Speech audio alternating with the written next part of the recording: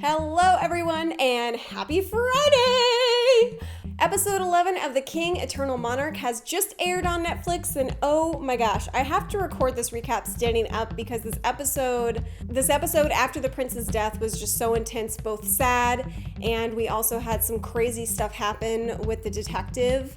So a lot of fight scenes, a lot of drama, there's just a lot of jumping between the characters and the worlds in this episode. There were times that I didn't even know what universe I was in when I was watching it, if that makes sense. But I think I got it figured out, and hopefully this recap will help you if you're confused as well. So let's get into episode 11 of The King, Eternal Monarch with my thoughts and my recap, and let's get it going. We start off the episode with a glimpse of Luna in the Korea universe riding a motorcycle and being chased by a police car. She works to get away from the police, and while doing so, the car that is chasing her gets hit by another car trying to keep up. She looks back for a second with not really a look of remorse at all, just kind of like, oh, I guess that happened. And as she goes to take off, she's then hit by a mysterious car.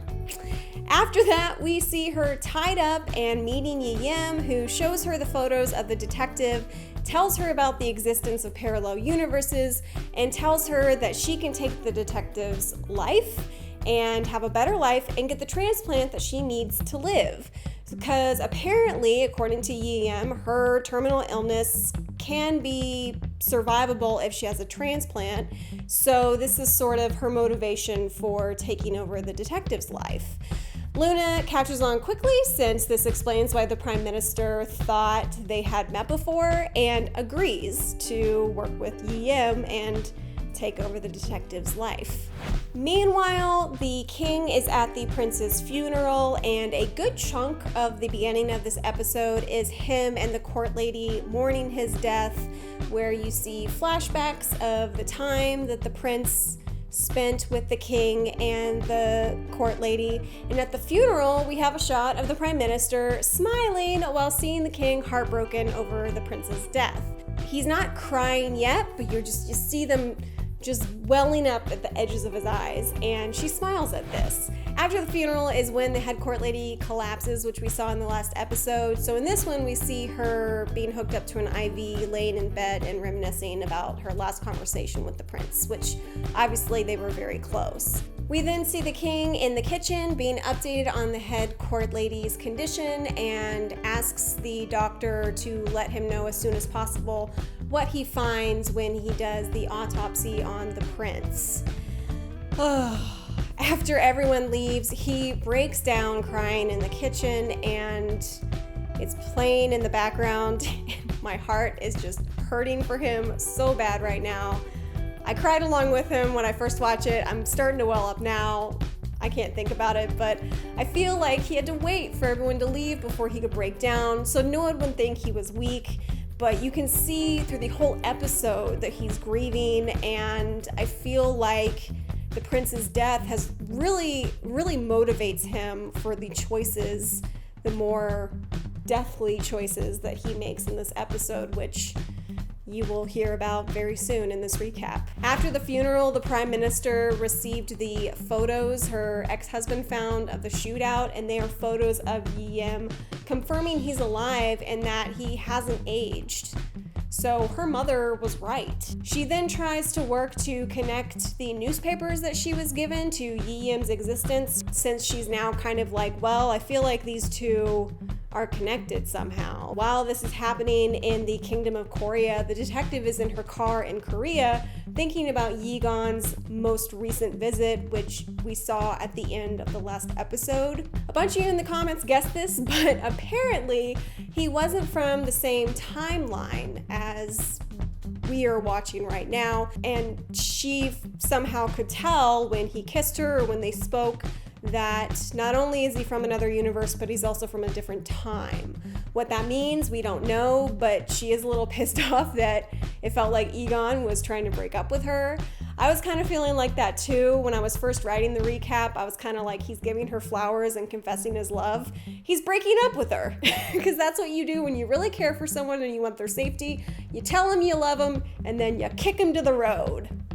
Am I right? But maybe he just knows the fate of the detective, and I'm assuming it's future Egon knows now how time travel works, and he wanted to let her know what he never got to tell her in the present time, because this is just making me think that something happens to the detective.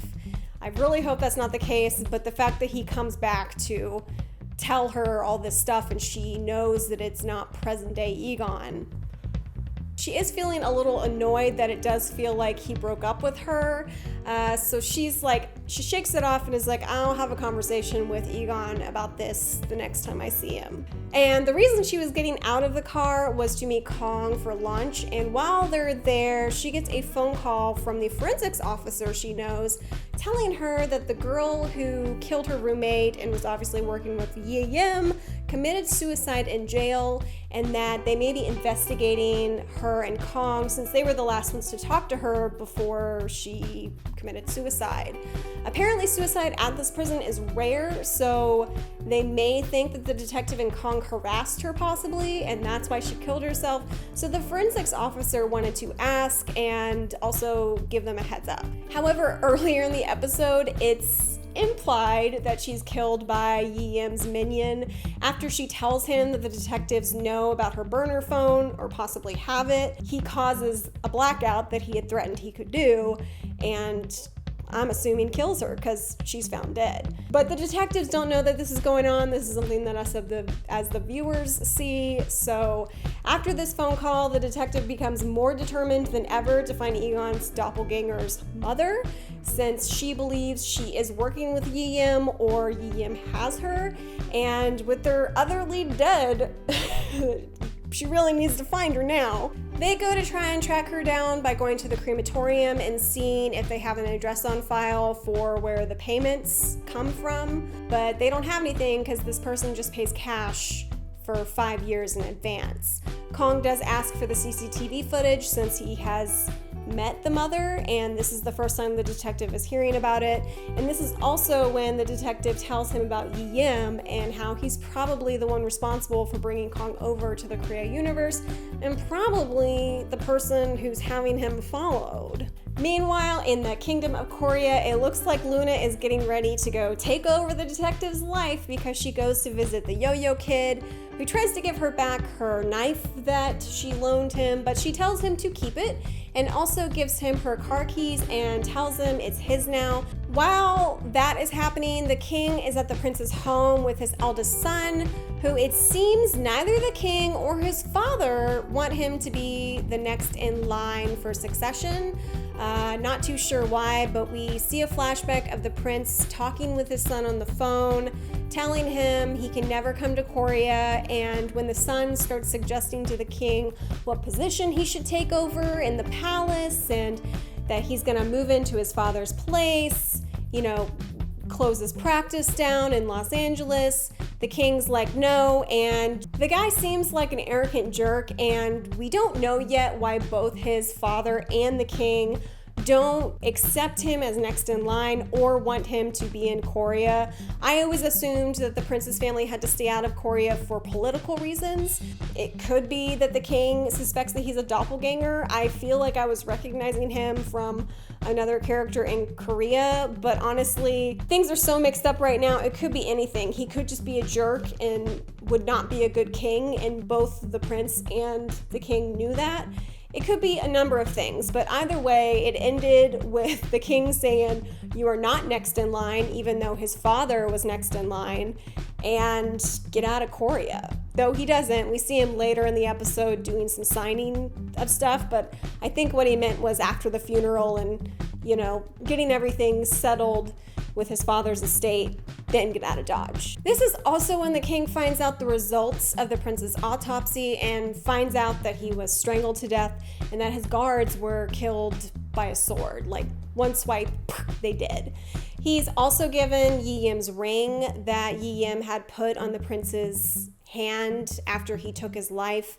I think sending the king a message that he's going to kill all the people he loves and then he's going to kill him. I feel like it was, because the king definitely got very upset and started making plans to go back to the alternate universe of Korea, especially when time stops, because that means that Yi Yim has gone to Korea. So it felt like he was thinking that Yi Yim was going after the detective, and so he needed to go immediately and follow Yi Yim to Korea to protect her. Knowing this, the king goes to make arrangements to leave the palace and pass through the obelisk to go and protect the detective, but nay. As he's making those arrangements, it seems the prime minister has leaked some news that causes the king to have to stay in the palace. I'm not sure if it's related to Yi Yim or something else that the prime minister knew about and was supposed to keep secret but decided to leak it on purpose. But this was sort of her checkmate towards the king, and so now he can't leave the palace because either he has to deal with whatever is in those news articles, which sadly they don't translate, and so I couldn't see what they said. I kind of thought it was related to Yi Yim or Yi Yim's people, but either way, he has to change his plans, and so he chooses to use this time to go through the prince's guard log, because apparently wherever the prince went, the guards kept a log of any places he visited, what he did all day, for records. Meanwhile, in the Republic of Korea universe, Kong catches and confronts Yi Yim's henchmen who have been following him. He goads him into cutting him or attacking him with a beer bottle so he could then defend himself. And as he's beating him up and working to arrest him, the henchman shows him a burner phone. If he takes it and lets him go, that he will get a phone call from Yi Yim. Before Kong could really make a decision, a car comes zooming through the alleyway and the guy jumps in, leaving Kong bleeding, but with the burner phone. So he takes that immediately to the police station where the detective and the rookie are there. He gives it to them to dust for prints, and then they head over to the hospital to get him some stitches. Kong also tells the detective about how he will be getting a phone call from Yi Yim, and he honestly just wonders how all of this is going to work out. You know, catching these criminals who can apparently jump between universes. Like, how are we gonna get these guys in jail? I'm asking the same thing. He's very down to earth, this Kong. He's asking the right questions, that's for sure.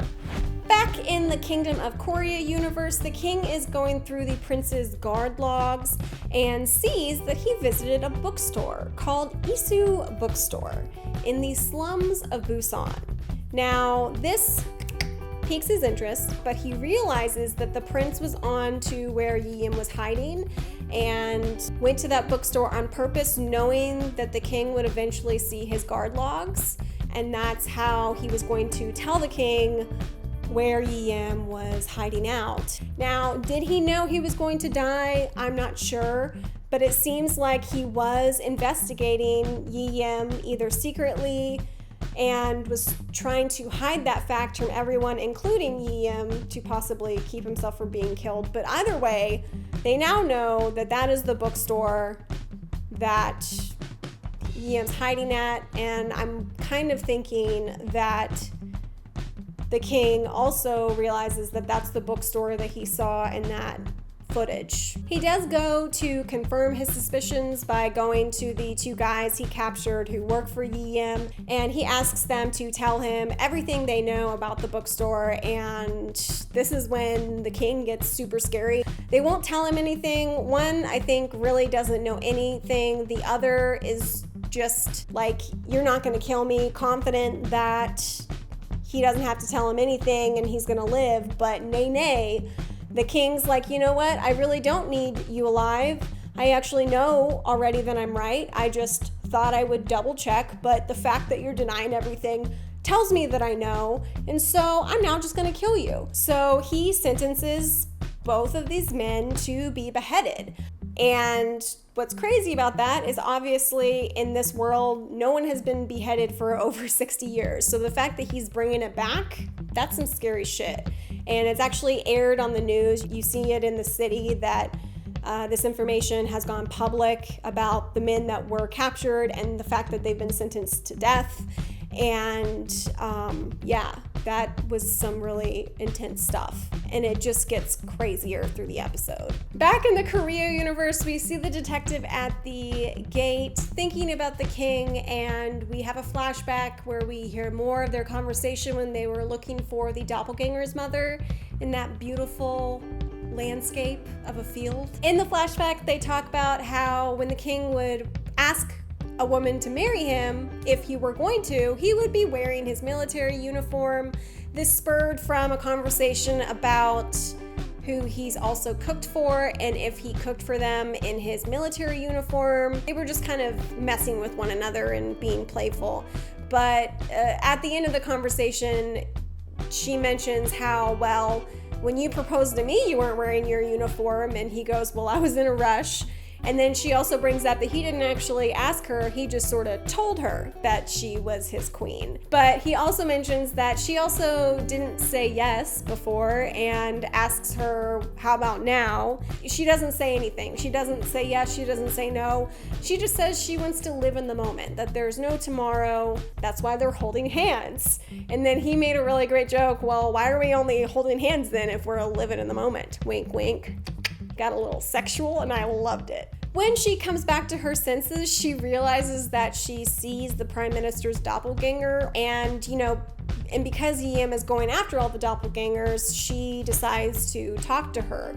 She asks for her ID, and we then see following her to a shopping mall and also texting somebody to have her information looked up, her records and whatnot, because now she knows her birthday, her name, everything. But she's then pulled away by a phone call from her dad, so she goes to meet up with him at a grocery store. We then see Luna and find out quickly that she's in the Korea universe already and is getting ready to replace the detective. So I guess that's why time stopped when Yim was crossing over to Korea. It's because he was taking Luna over there. We see her watching the detective and her dad at the grocery store, and then her cutting her hair and getting ready to dye it the same color as the detective's, looking at photos that she has all over the mirror in the hotel room. So these two scenes I kind of mix up together, so I'm just gonna let this play in the background so you see what's going on before I tell you.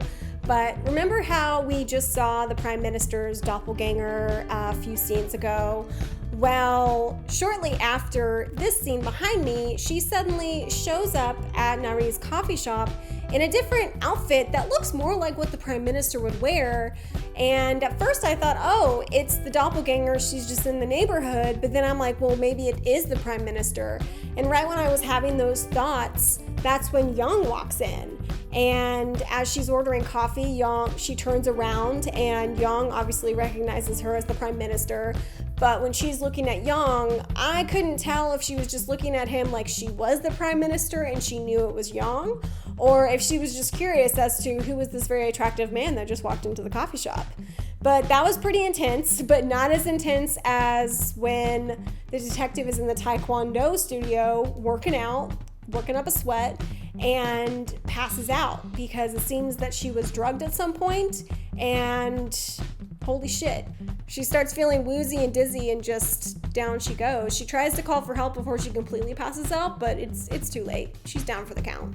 Back in the Korea universe, now that the king knows about the bookstore, he's now waiting for more intel on the owner and decides to focus on the fact that it seems that when time stops, it's not stopping at the same amount of time each time it happens.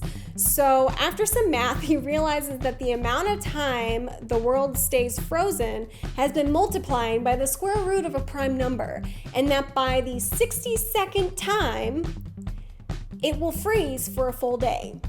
So that means that eventually time will just stop forever, especially if they keep passing through the obelisk, because that seems to be the connection, is whenever someone passes through, that's when time stops.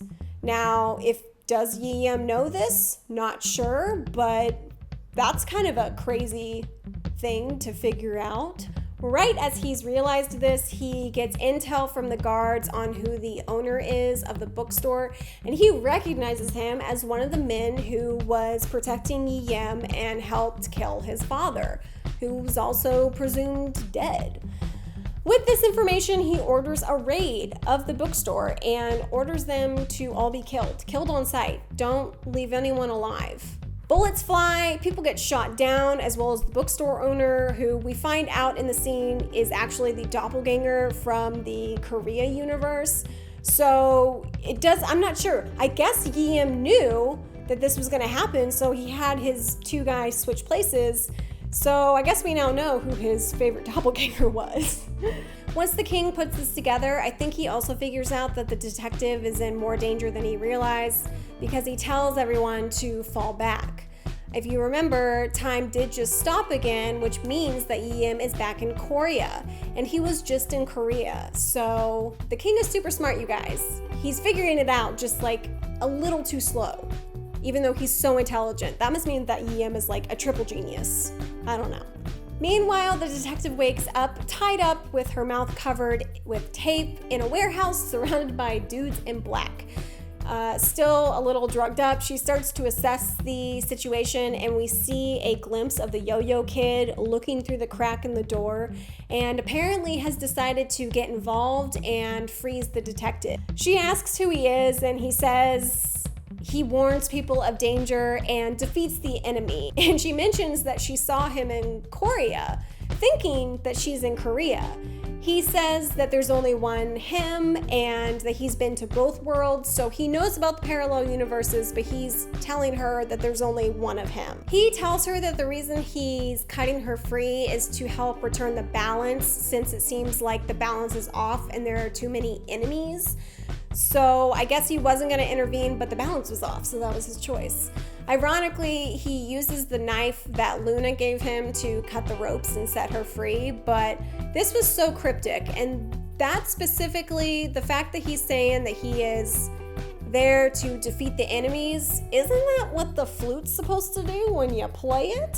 Very creepy, very cryptic. Who is this yo-yo kid? After he cuts her free, the guys come back and she fights her way out and shoots her way out and takes one of their cars and gets the heck out of Dodge. I will mention that even though she puts herself in front of the kid and the goons, she does end up leaving him there. Like, she takes all these dudes down and drives off and leaves the kid.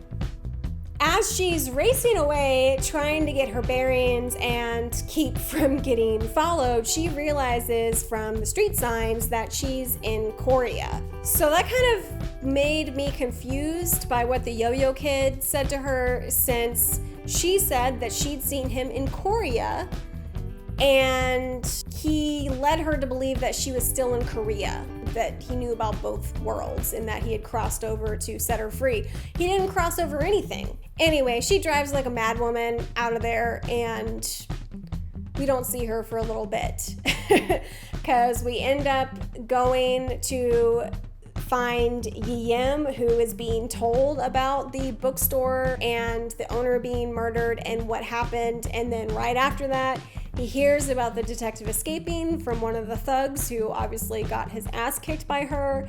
And this makes him super mad, and he kills the messenger and tells all the men around him to go and find her, dead or alive, because he needs her to make an exchange for something else, like the other piece of the flute, perhaps? By the way, him cutting his guy down so quickly was kind of funny to me, because just before that, he mentions how ruthless and bloodthirsty the king has gotten after hearing about how he handled the bookstore. As that is happening on Yim's side, the detective is still on the run, and the car has just run out of gas and has left her stranded in kind of the middle of nowhere.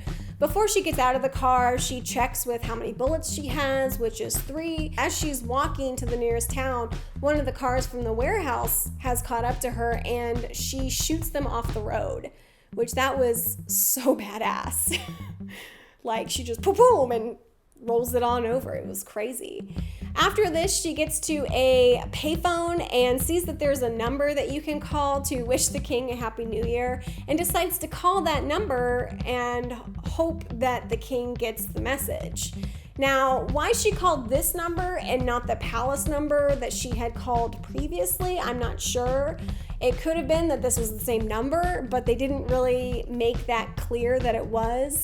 But she calls, leaves him a message letting him know everything that's happened, that she's in Korea and heading to the palace. But, you know, like, bro, can you come get me? As she finishes leaving her message, a huge truck comes barreling towards her and the payphone. And she just gets out of the way and it just like, boom, crashes. It is insane. The driver gets out. She gets up herself and she knocks the driver out. And as she's trying to get away, 30 more thugs show up.